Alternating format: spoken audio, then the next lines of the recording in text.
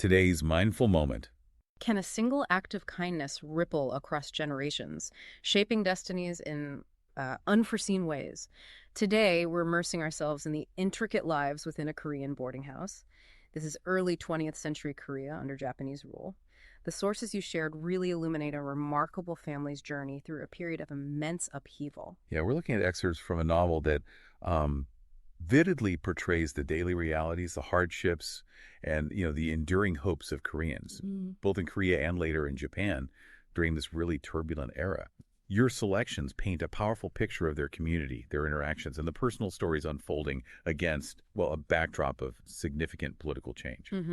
Our aim, really, is to uncover the fundamental strength of family ties, the complexities of identity in a shifting world, and those quiet acts of resilience that define lives. Right. We want to understand how hope and perseverance can emerge even amidst profound adversity, as experienced by these compelling characters. Yeah. Let's maybe start by exploring the world within the boarding house. Okay, yeah. The physical space itself speaks volumes, doesn't it? A modest fisherman's dwelling, just 3 rooms in a small village. Yet we see this constant striving for improvement, from replacing the leaky roof to eventually expanding the kitchen. It really reflects a life of persistent effort and gradual progress. Precisely. And at the heart of this home is Hooni, the keeper's son. Yeah. What's notable is the unwavering commitment of his parents to equip him for his future, despite his physical limitations. Yeah. Their insistence on him learning to read, write, and do arithmetic, even if it meant, a limited formal education. Yeah. It really underscores their deep sense of responsibility for his long-term well-being. It really does. This focus on practical skills, it highlights the societal priorities of the time, I think. It does, and it also reveals their profound love. The boarding house itself, it becomes this hub of social interaction. Fishermen lodging there, like the Chung brothers, they brought news and openly expressed their longing for Korean independence. Hooni, though quiet, he absorbed these discussions about the political landscape, providing an early context for the challenges ahead. And these conversations within the boarding house, they offer a glimpse into the prevailing sentiments of the Korean community under Japanese rule, this deep yearning for self-determination. Then we encounter Yang Jin, Hooni's young bride. The details of the bride price negotiations. They're particularly revealing about the family's economic situation. Oh, definitely. The matchmaker's assessment and the focus on practical gifts like hens and millet rather than, more symbolic items.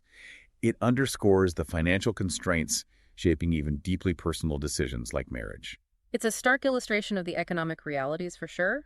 Yet, amidst all this practicality, there's a hint of profound hope, isn't there? The text mentions Hooni's mother's quiet anticipation at the prospect of a daughter-in-law and grandchildren. It's that universal human desire for connection and continuation, even in tough circumstances. Exactly. As the matchmaker astutely observed, it highlights the enduring power of familial hope. The narrative then introduces Isik, a visiting pastor from Pyongyang. His arrival, marked by his educated speech and northern accent, it was intended to be brief, just a stop on his way to Osaka. Right, but his failing health alters those plans dramatically. Indeed. His unexpected illness becomes a pivotal point.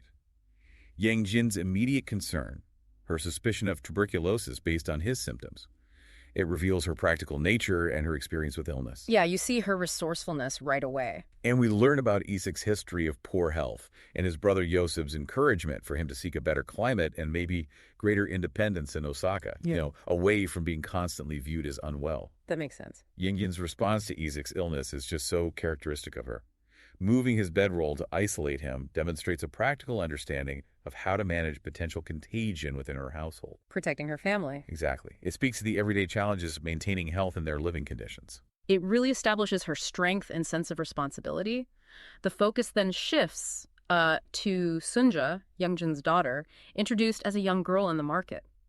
And a seemingly small incident where Japanese boys steal her taffy takes on significance. This early encounter reveals Sunja's inherent resilience, doesn't it? Her initial attempt to stand up for herself even as a child facing injustice. And then the intervention. Right, the intervention of Ko Han-soo, that imposing figure in the ivory suit. His forceful reprimand of the boys, in Korean no less, leaving them clearly frightened and apologetic. It marks a crucial turning point in Sunja's young life. Yeah. It introduces this powerful, enigmatic presence. It's our first glimpse of Hansu's influence Yeah. and his connection within the Korean community, even if his methods seem, well, a bit forceful. This encounter undoubtedly left a lasting impression on Sunja, and this leads to their evolving relationship.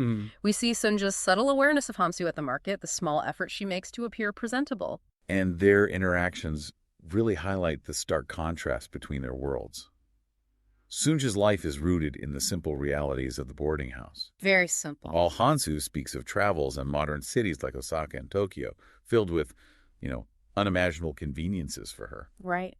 His stories must have painted a picture of a vastly different existence, sparking curiosity, maybe even a sense of longing. Probably. And these differences are further emphasized by his gifts, foreign candies, English biscuits, tangible symbols of a world beyond her own. And the secrecy surrounding these exchanges adds an element of intrigue and maybe deepens their connection in a way. It seems so. Their mushroom-picking excursion then signifies a more intimate phase in their relationship. Hansu's surprising knowledge of local flora reveals a depth beyond his worldly exterior. Yeah, that was unexpected. And his comment about the Japanese not being inherently evil, but simply being in a position of power at that time. And his somewhat cynical view that Koreans might act similarly if they held that power. It offers a complex and perhaps unsettling perspective on human nature and power dynamics. It's a moment of unexpected honesty and complexity, definitely. Their relationship then deepens further during their time in the forest, a significant development. Following this, Hansu's gift of the gold watch from London becomes this powerful symbol of his promises for their future together. For Sunja, this grand gesture must have solidified her hopes for a different life, right? You'd think so. These intimate moments likely reinforce Sunja's belief in their shared future. However, this hope is brutally shattered by the devastating revelation of Hansu's existing marriage. Oh, yeah. That hits hard. This knowledge brings immense pain and forces Sunja to confront a very harsh reality. This betrayal is such a pivotal moment for Sunja, her immediate and forceful rejection of Hansu. So strong. Coupled with her deep concern for the well-being of their unborn child, particularly her fear of the child facing similar challenges to her own father, Huni, it just showcases her remarkable strength and her unwavering focus on her family's future, even then. It really is a testament to her resilience. Meanwhile, Isek's health is improving, and his desire to journey to Osaka is renewed. Right. In a truly unexpected turn, Isek learns of Sunja's pregnancy from Yang Jin. Wow. And his subsequent offer to marry Sunja and raise her child as his own.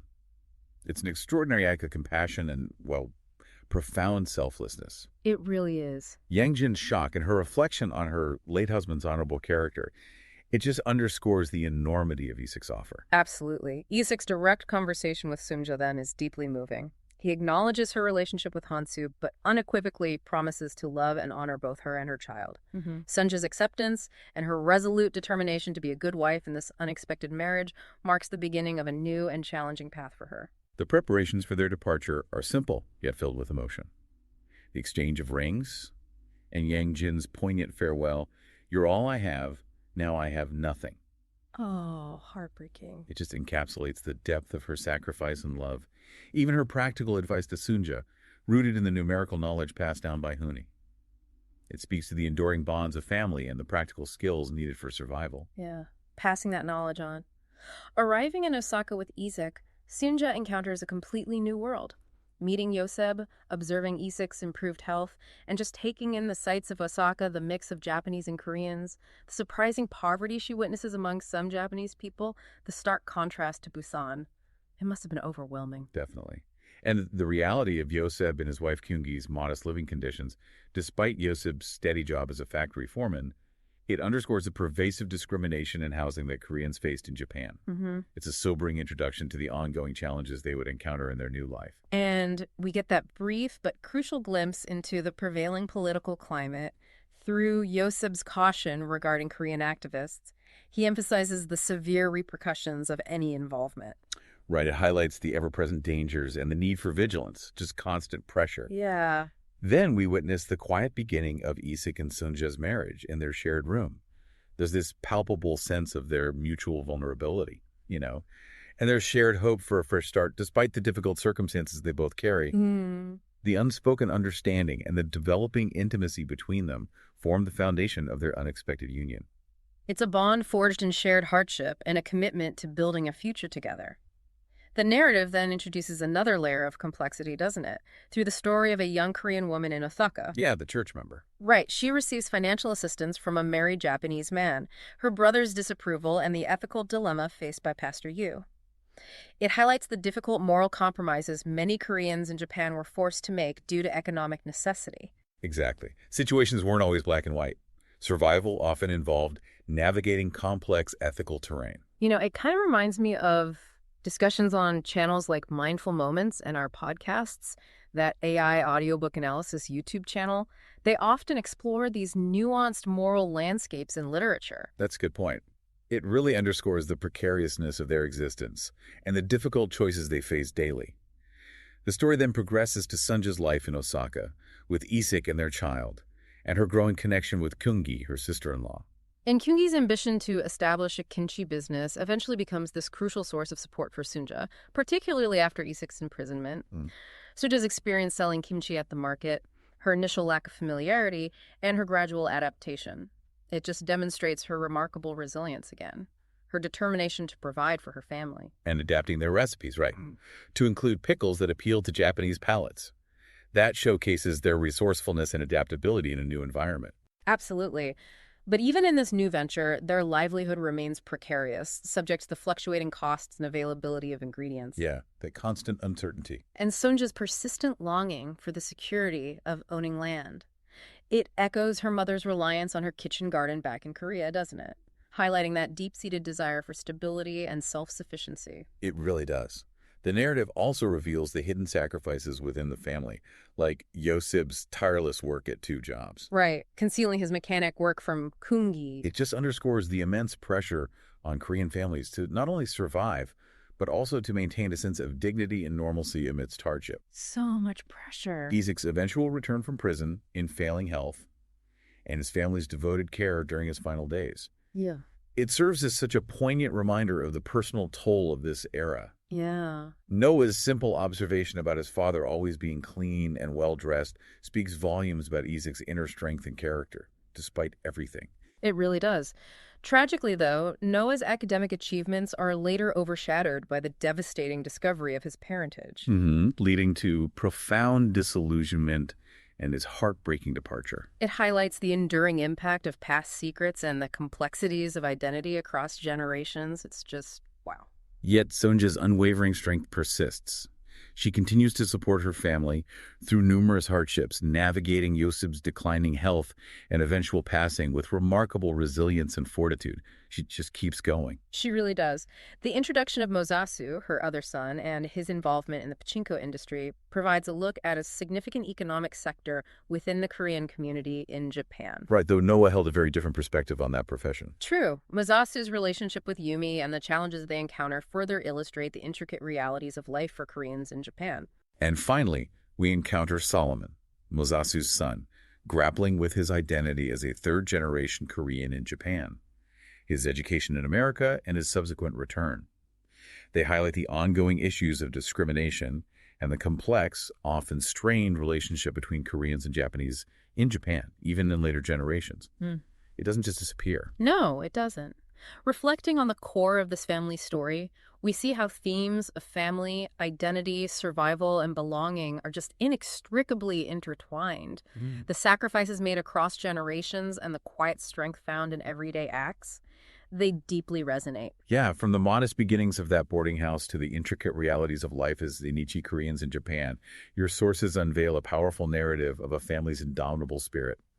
We've witnessed how love and loyalty intersect with the challenges of prejudice and displacement, and how individual choices are often shaped by the larger currents of history. Definitely. The concept of home and belonging remains a central, evolving theme throughout their remarkable journey. So, as we reflect on this family's deep dive into life, maybe consider how the search for identity and acceptance continues to resonate in our own world. That's a great point.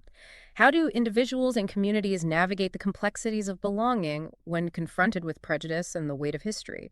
It's something to think about. If this exploration has sparked your curiosity, we definitely encourage you to subscribe for more insightful discussions like this. Please do. And share this with anyone who appreciates stories of resilience and the human spirit. You can also purchase the full source material, the links in the show notes, to immerse yourself further in this compelling narrative. It's well worth a read. Absolutely. And finally, continue to think critically about the stories that shape our understanding of the world and the diverse experiences within it.